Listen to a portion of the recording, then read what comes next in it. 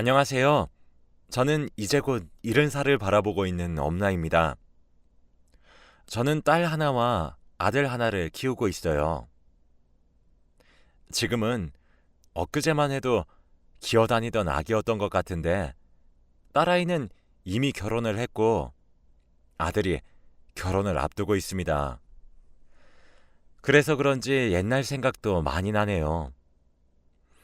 사실 제 아들은 파혼을 한번 했어요. 벌써 파혼한 지 2년이나 되었네요.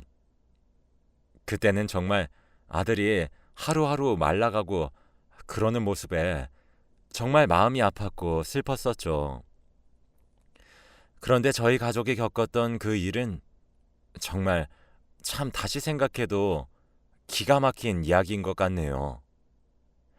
이미 오래전에 일어난 일이었고 지나간 이야기지만 이렇게 한번 사연을 보내면서 연락을 드리게 되었습니다. 저와 남편은 맞벌이 부부였습니다. 저희 부부에게는 시댁이 없어요.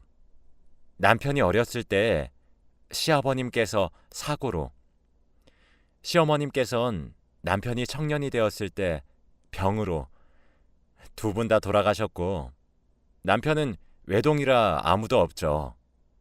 그래서 제 친정 부모님을 자신의 부모라 여겼습니다. 그래서 그런지 저희 부부는 결혼을 하고 딸아이를 출산하고 나서 저희 친정 식구들과 함께 살았어요. 다행히 저도 외동이라 부모님이 저를 결혼시킨 이후 빈자리를 많이 느끼기도 했고 남편 또한 자신이 못다한 효를 다해보고 싶다며 흔쾌히 받아들여 주었어요. 사실 그런 다른 부분들의 문제도 있었지만 딸아이를 육아하는 데에 있어서 친정 부모님의 손을 빌린 것과 마찬가지입니다. 저와 남편은 맞벌이 부부였거든요. 뒤이어 아들도 하나 낳게 되었고 아이들은 무척 잘 자라주었습니다. 저희 속 한번 썩이지도 않고 말도 참 잘 들었어요. 저희 아이들은 갓난아기 시절부터 주위에서 왜 이렇게 순하냐는 둥 이렇게 순하고 참한 아기는 난생 처음 본다며 칭찬도 많이 받았었거든요. 남들 다 오는 사춘기도 무난하게 지나갔고 자기네들끼리 우애도 좋았어요. 딸과 아들 모두 저희 손길을 많이 타면서 자라진 않았는데도 정말 잘 자라주었죠. 둘 다 대학을 졸업하고 곧잘 취업에 성공하기도 했습니다. 누가 남매 아니랄까봐 딸과 아들에게 공통점이 하나 있었어요. 그건 바로 대학교에 가서 처음 연인을 만들었단 거였죠. 근데 이게 왜 공통점이라고 한 거냐면 딸과 아들 둘 다 처음 만든 연인이었고 둘 다 아주 오랜 기간을 연애했습니다. 먼저 딸아이는 대학교 3학년 시절에 만나게 되었는데 그렇게 7년 정도를 연애를 하고 나서 나이 30살이 되기 전에 결혼을 했습니다. 사실 저와 남편도 딸아이의 남자친구가 종종 왕래하고 그러다 보니 이미 아들 같은 존재가 되었었죠. 그래서 결혼도 손쉽게 허락을 해주었어요. 지금도 딸네 부부는 알콩달콩 연애하듯 아주 잘 살고 있습니다. 반면 아들에겐 정말 믿기 힘든 일이 벌어지게 되어버렸어요. 아들도 대학교에 입학을 한 이후로는 여자는 만나지도 않으며 살더니 군대를 갔다 온 뒤에 여자친구를 하나 만들었다 하더라고요. 착하고 좋은 사람이라는 소리에 그러냐 하며 가볍게 대꾸를 하고 말았죠. 아들도 여자친구에 대해 이야기를 자주 해주지는 않았습니다. 그런데 그렇게 시간이 점점 흘렀고 정말 오랜 시간 동안 만남을 이어가더군요. 아들의 여자친구는 현주라는 귀여운 여자아이였어요. 처음엔 소꿉장난하듯이 장난도 치고 그러는 모습이 귀여웠었는데 점점 둘의 사랑이 깊어지는 것이 느껴졌습니다. 그렇게 현주와 아들이 연애한 지 4년 정도 되었을까요? 저희 딸아이가 결혼식을 올렸습니다. 현주도 딸아이의 결혼식에 와서 저희 집안 식구들에게 얼굴 도장도 쾅쾅 찍더군요. 그때부터 현주가 저희에게 점점 다가오기도 했어요. 처음엔 종종 저희 집으로 저희 아들과 함께 놀러 오는 정도에 그쳤었는데 나중엔 아들 없이도 저희 집에 놀러와 저와 수다도 떨고 그러기도 했습니다.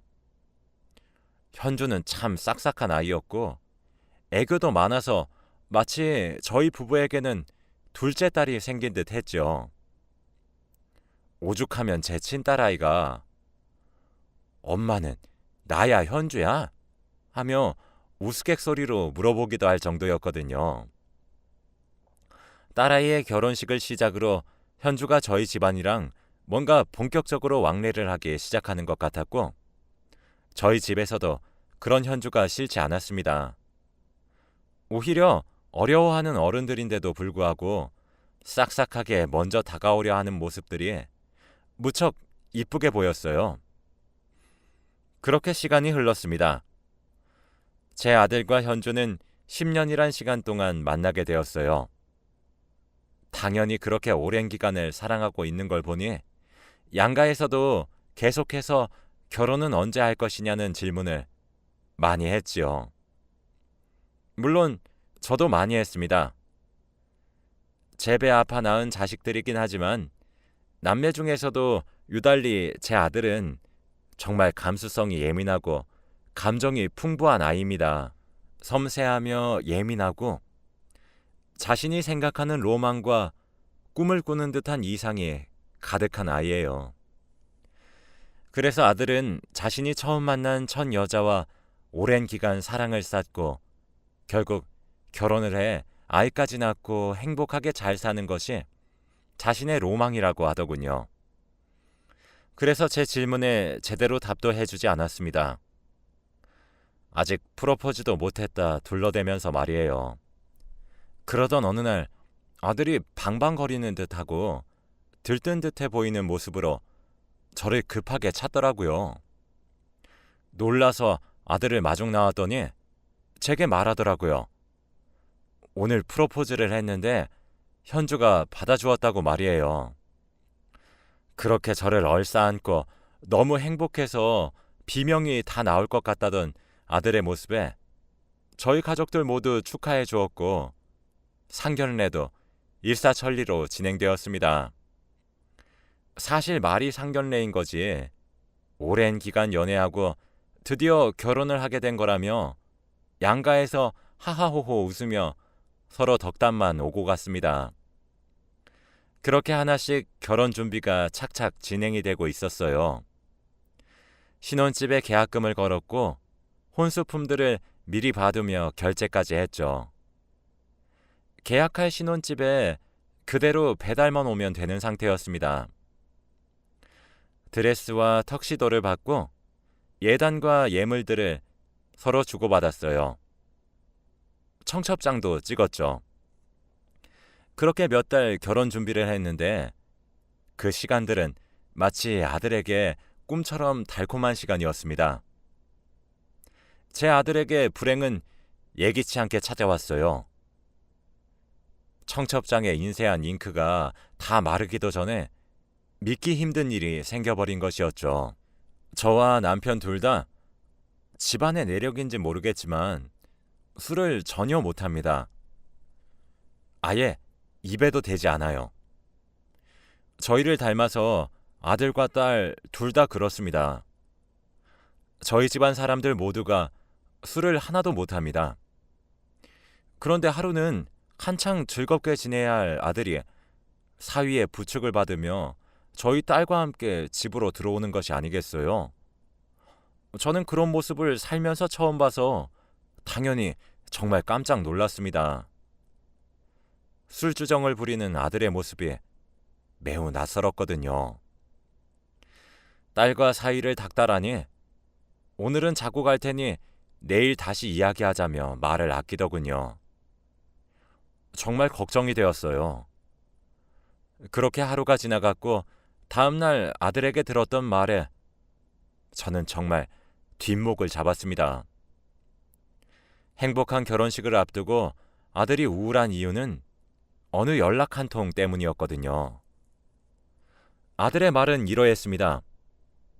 여느 날과 다름없이 현주를 만나러 갔는데 아들은 현주로부터 아주 끔찍한 사실을 알게 되었다고 해요. 그날은 현주의 분위기도 다른 날과 너무나도 달랐다고 합니다.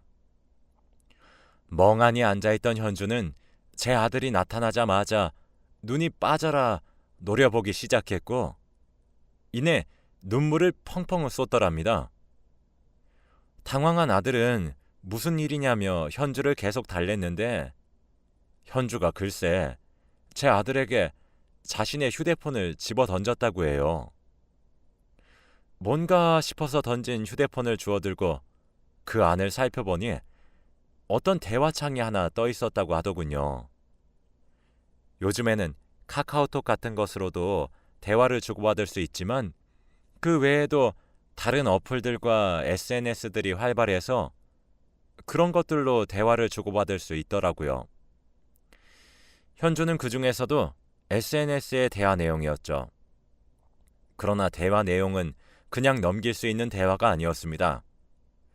상대방은 현주에게 무턱대고 제 아들의 아이를 낳아 기르고 있으니 결혼을 하지 말라며 자신이 배아파 낳은 아이의 아버지를 빼앗아가지 말라는 등등 당최 알 수 없는 얘기들만 했다고 합니다. 당연히 제 아들은 영문을 모르죠.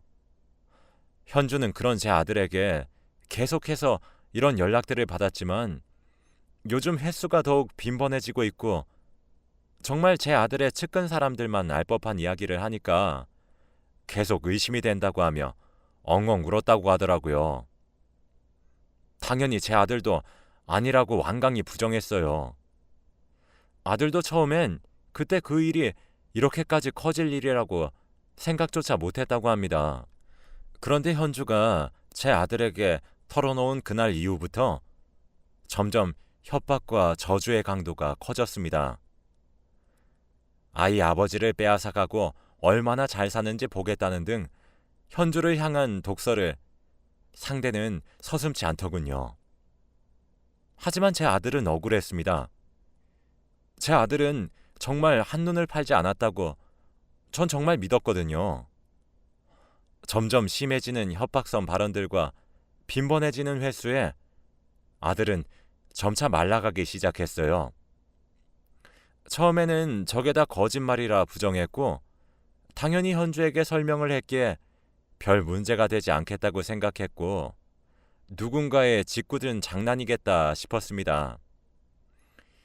하지만 점점 더 잦은 빈도수로 현주에게 오는 연락과 그 안에 담긴 메시지들은 무시할 수 없는 수준이 되어버렸다고 해요. 당연히 제 아들도 범인을 찾으려고 사방팔방으로 알아보고 노력했다고 합니다. 하지만 누군지 특정할 수도 없었고 현주에게 메시지를 보내는 사람의 SNS 계정에 들어가도 아무런 게시글도 흔적도 남겨져 있지 않았다고 해요. 오로지 현주에게 연락을 하기 위해 만든 아이디처럼 말이죠. 결국 저희 예비 사돈댁의 귀에까지 그 이야기가 들어가게 되었습니다. 당연히 저희들 모두 죄를 짓지 않은 아들까지 면목이 없더군요. 그간 현주와 주고받은 대화들을 프린트해왔길래 읽었더니 솔직히 저도 조금의 의심은 들었습니다. 여러 차례 아들에게 진짜 아니냐고 되물어볼 정도였으니까요. 근데 그게 또 정말 그럴 수밖에 없었던 것이 제 아들을 믿지 못한다는 것이 아니라 정말 측근이 아니라면 알 수 없는 얘기들까지 자세하게 나누고 있더군요. 예를 들자면 아들이 이직 준비를 하는 것 등등 말이죠. 아들은 점점 피폐해져 갔습니다. 누군가가 자신을 감시하고 있을 거란 불안감에 미쳐가기 시작했고 그것은 현주와의 불화로 발전했죠. 저는 그렇게 마음고생을 하는 아들을 보다 못해 따로 불러냈고 조용히 권유했습니다. 경찰에 고소를 하자고 말이죠. 짓궂은 장난의 수준은 이미 도를 넘은 지 오래되었고 그 일로 인해 아들이 파혼을 한 해 만에 하고 있으니 차라리 고소를 해서 범인을 잡자 싶더군요. 현준의 부모님들도 처음엔 제 아들을 믿었지만 나중엔 아니 어떻게 생활을 했기에 결혼을 앞두고 이런 소리가 나돌 정도입니까? 라며 불쾌해하셨거든요. 아들은 제 말이 맞는 것 같다고 바로 동의를 했고 저는 이 고소 사실을 아무에게도 알리지 말라고 수차례 말했어요. 현주에게도 비밀로 하고 엄마인 저랑 당사자인 아들만 알고 있기로 했죠.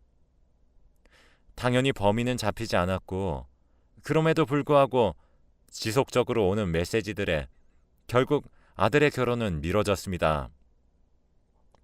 사실 파혼을 바라보는 것과 다를 바가 없을 정도였어요.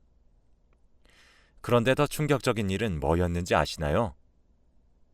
조금 오랜 기간이 걸리긴 했지만 결국 경찰에서 용의자를 특정할 수 있었습니다. 계정을 추적했죠.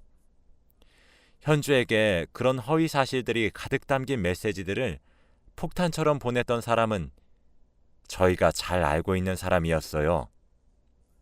그 사람은 바로 현주였습니다. 처음엔 그 모든 결과들이 믿기지가 않았어요. 저희 앞에서 눈물을 흘리며 호소하고 불안에 떨면서 더 이상 제 아들을 신뢰할 수 있을지 없을지 모르겠다며 흔들리는 모습을 보여줬던 사람이 바로 그 현주가 범인이란 사실을 말이죠. 전 정말 참을 수 없을 정도의 커다란 분노를 느끼게 되었고 그 길로 아들을 데리고 현준의 집으로 밀고 들어갔습니다. 마침 주말이라 현준의 가족들 모두가 모여있더군요. 현준은 갑작스런 저희 모자의 방문에 놀란 건지 두 눈이 휘둥그레져 있었어요. 저는 현주를 보자마자 물었습니다. 너였니? 라고요. 현주는 영문도 모르겠다는 듯 갑자기 무슨 소리를 하시는 거예요, 어머님? 이라고 했고 그들의 부모들도 오히려 저를 타박하는 듯한 눈길로 쳐다보더군요. 사돈, 저도 아들 가진 부모여서 사돈댁들 마음을 이해하려고 노력했어요. 결혼을 조금 오랜 기간 미루게 되더라도 불쾌한 일이 있으니 딸 가진 부모 마음이 오죽할까 싶어서 참았습니다. 다 이해했다고요. 그런데 이게 뭡니까? 사돈댁도 아시고 저희에게 그러신 겁니까? 현주가 받았던 그 메시지들 전부 현주가 보낸 거잖아요. 라고 말했고 한참을 씩씩거렸습니다. 그렇게 난동을 피우는 사이 아들이 제 남편과 딸네 부부에게 연락했는지 사돈댁으로 다 찾아왔더군요. 저는 거기에 그치지 않고 이 결혼 없자고 할 때 내가 불안해서 우리 아들을 설득하면서까지 너랑 나만 둘이 알고 말자며 경찰에 고소했습니다. 만약 이렇게 혼인이 파탄이 나게 되면 위자료 청구도 할 예정이었고요. 어떤 뻔뻔한 낯짝을 들고 있기에 우리 귀한 아들을 괴롭게 만드나 싶어서 내가 고소했어요. 그런데 뭐? 자작극? 이라며 화를 냈어요. 전 얼어붙은 현주에게 너 지금 똑바로 설명 못하겠니? 정말 고소장이 네 앞으로 날아가야 정신 차릴 거야? 라며 언성을 높였습니다. 그런데 갑자기 현주가 무릎을 꿇고 손을 싹싹 빌면서 잘못했다고 얘기를 하더군요. 현주의 말은 그랬습니다. 오랜 기간 만났지만 결혼까진 생각이 없었다고 해요. 아직 이르다는 생각이 들어 결혼을 더 미루고 싶었지만 양가의 압박도 있고 마침 그때 제 아들이 프로포즈를 했고 그걸 받아들였기에 더 이상 미룰 수가 없었다고 하더군요. 그래도 결혼 준비를 천천히 진행하면서 기회만 엿보고 있었는데 준비되었다는 듯 결혼 준비들도 착착 빠르게 되어가니 정말 이대로 결혼할까 불안했답니다. 주위에서 결혼을 해야 된다는 분위기를 조성하고 몰아가자 자신은 아직 더 놀고 싶고 다른 사람들도 만나고 싶었는데 이미 겹치는 지인들이 지천에 널려 있고 주변 기대에 부응하기엔 너무 힘들고 지쳤대요. 그런데 자신이 솔직하게 말을 하면서 헤어질 생각은 없었답니다. 자신이 그러면 욕이란 욕은 다 먹어야 될 것 같은 마음에 말이에요. 그리고 이미 계약한 것들과 예약한 결혼식 준비들을 파토내기 위해서 위약금을 물어야 했는데 그건 또 본인이 책임지기 싫었다고 하더군요. 그래서 신뢰를 근거로 들며 파혼을 하기 위해 종용했다고 합니다. 당연히 저희 가족 모두 입이 떡 벌어질 정도였죠. 무슨 사이코도 아니고. 현주는 그런 것들로 고소를 할 거란 생각은 못했던 거였습니다. 그렇게 착하고 싹싹한 얼굴 뒤에 그런 이기적인 면모가 숨어 있을 줄이야. 당연히 그날 이후 결혼은 파토가 났고 어쩌면 사돈댁이 되었을 사람들은 저희 집 사람들에게 허리를 숙여 사죄했지요. 당연히 결혼이 파토난 것에 대한 위약금은 그들이 담당하기로 했습니다. 저희가 고소를 취해야 한다는 조건으로 말이에요. 아들은 한동안 충격을 극복하지 못하는 것 같더니 이내 기운을 차렸어요.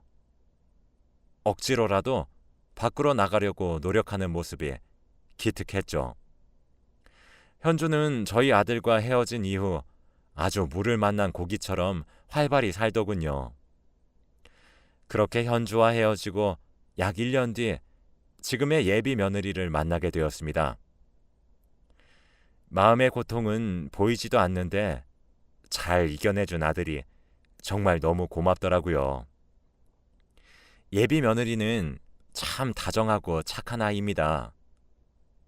정도 가고 마음도 참 많이 가지요. 며칠 전엔 아들이 결혼을 앞두고 마음이 싱숭생숭했는데 현주로부터 연락을 한 통 받았다고 하더군요.